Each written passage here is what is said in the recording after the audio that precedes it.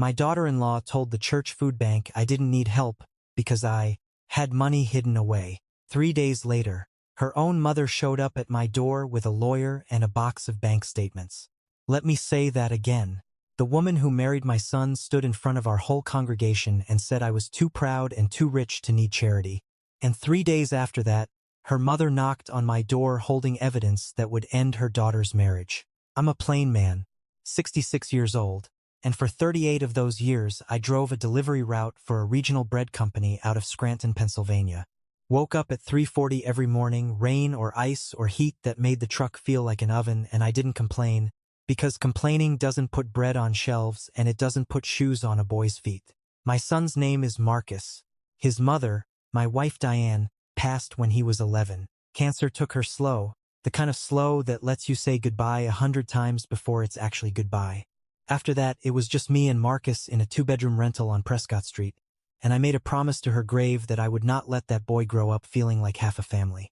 I kept that promise the only way I knew how, which was work.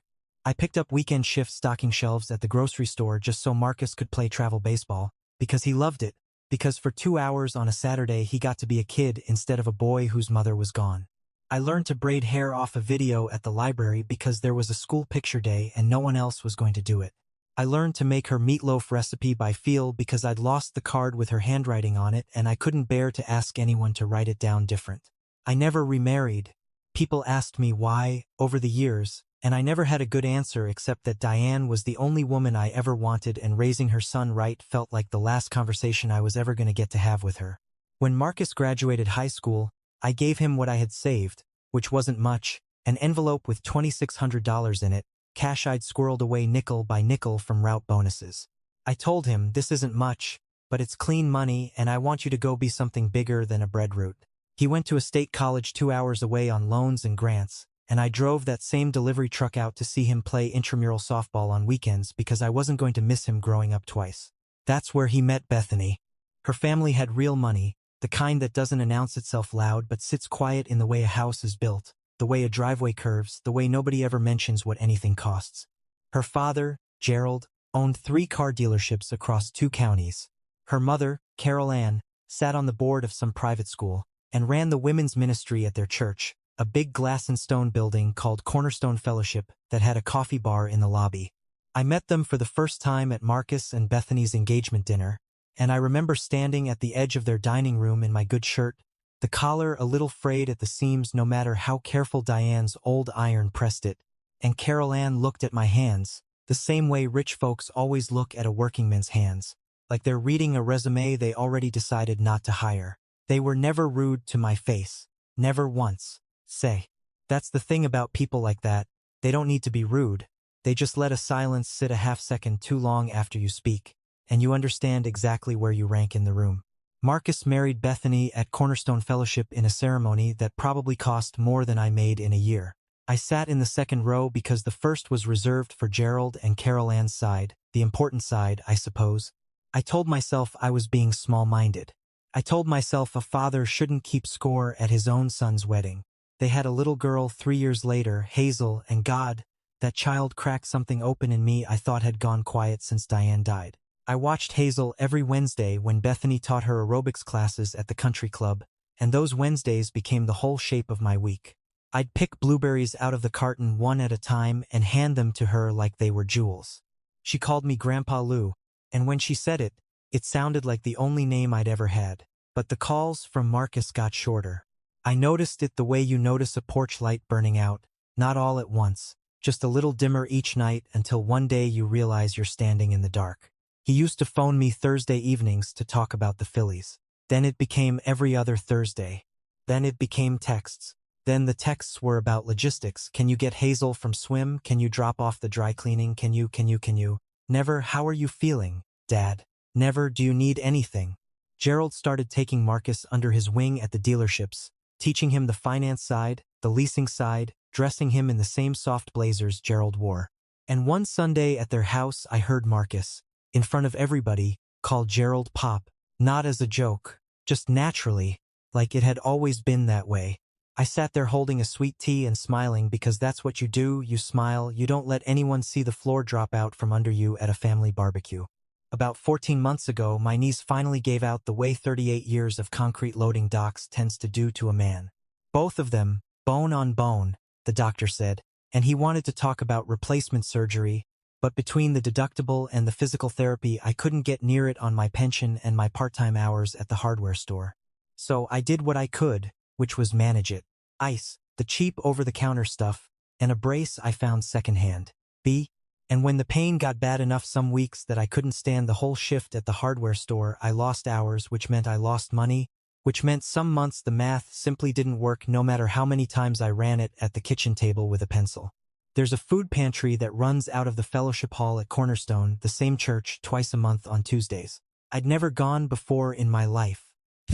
66 years old, and I had never once stood in a line for food, and let me tell you, there is a particular kind of quiet shame in walking into a building for the first time knowing everyone inside might recognize your last name. I told myself, it didn't matter. Pride doesn't feed you. I filled out the intake form with my hands, shaking a little, listed my income, my rent, my medical costs, and I got in line behind a young mother with 2 kids and an old woman with a walker. Bethany was there, not receiving, volunteering in the way people like her volunteer, clipboard in hand, hair done, greeting people with a smile that had been trained into her since finishing school. She saw me in that line and her face did something I will never forget, a flash of something between panic and disgust, like she'd found a stain on a white tablecloth. She didn't say anything to me directly.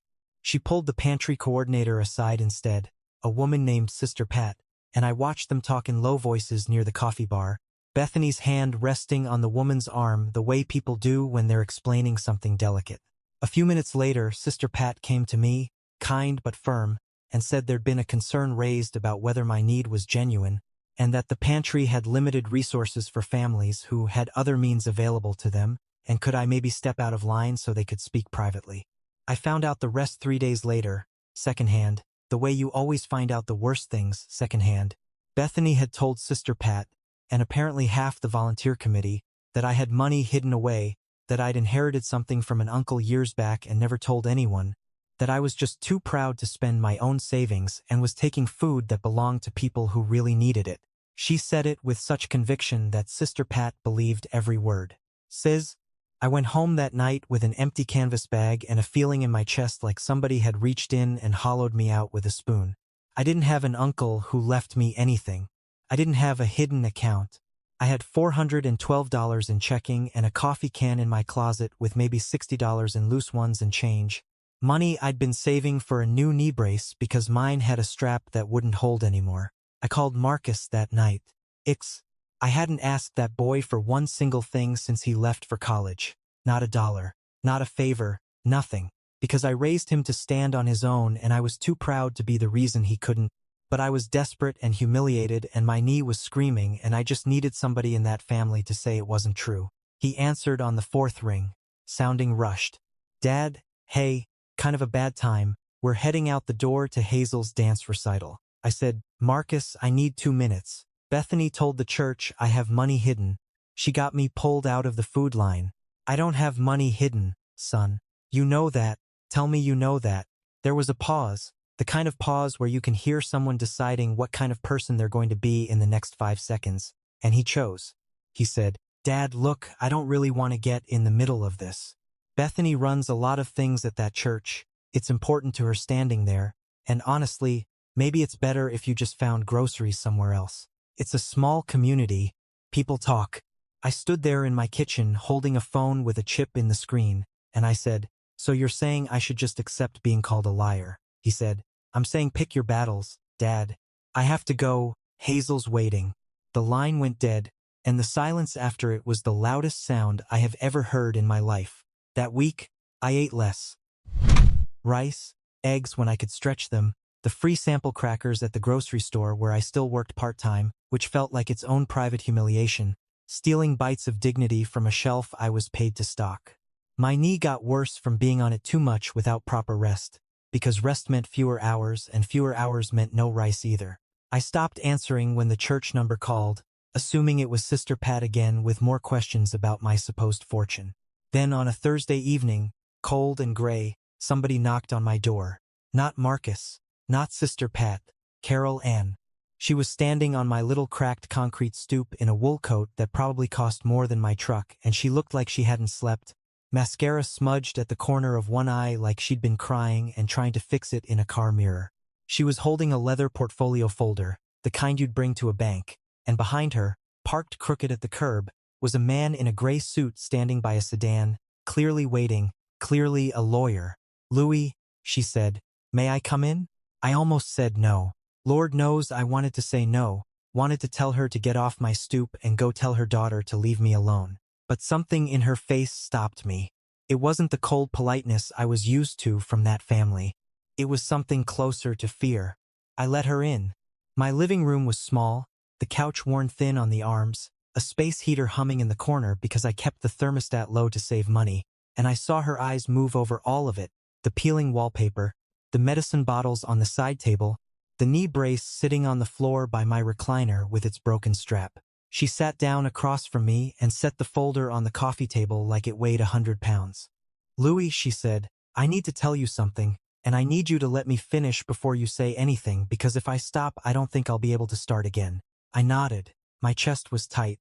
She said, "Gerald and I have been carrying Marcus and Bethany for 2 years. Not helping, carrying. To Bethany, the house, the car leases, Hazel's private school tuition, all of it we've been quietly covering because Bethany told us Marcus's job had cut his hours and they were embarrassed to ask directly.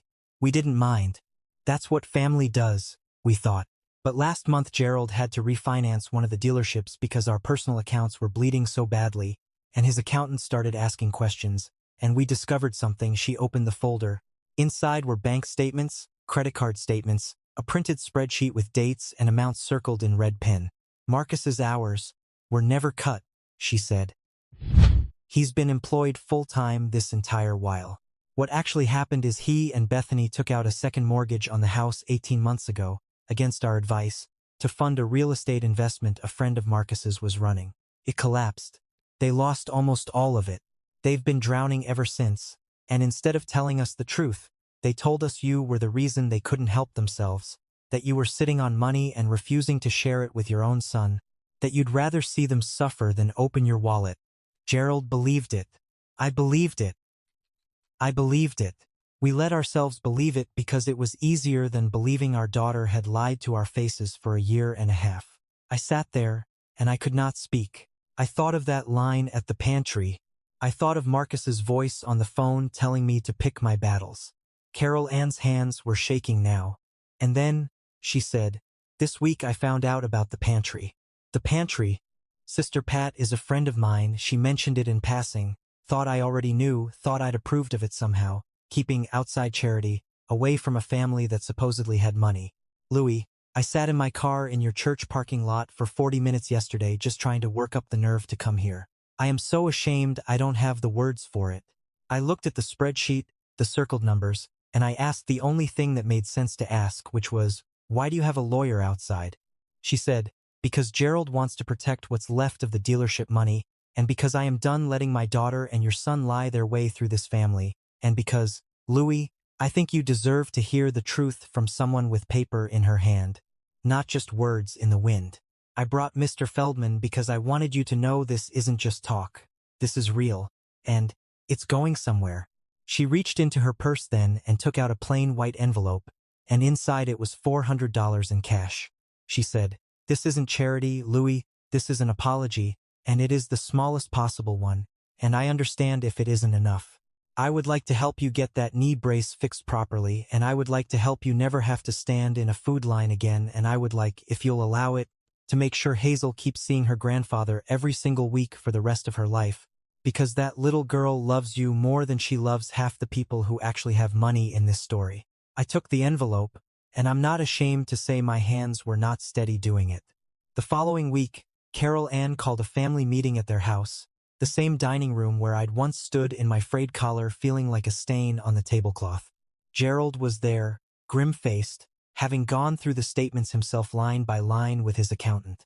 Bethany arrived not knowing what it was about, wearing the same trained smile she wore at the pantry.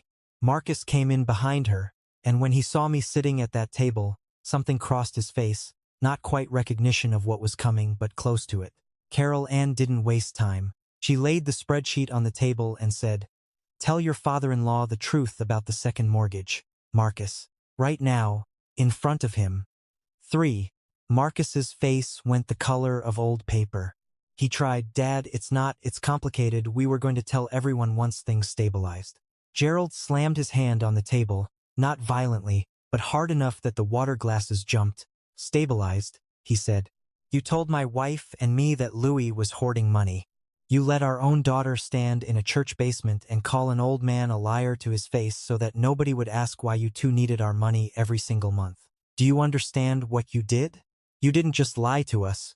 You used your own father's dignity as cover for your mistakes." Bethany started to cry, but it wasn't the kind of crying that asks forgiveness. It was the kind that's mostly about being caught. She said, "I didn't know what else to say. People were starting to ask questions about how we afford everything, and I panicked, and Louis was he was already at the pantry. It wasn't like I made something up out of nothing. I found my voice then, and it came out steadier than I expected." I said, "Bethany, I have worked every day of my life since I was 16 years old. I raised your husband alone after his mother died in my arms in a hospital bed.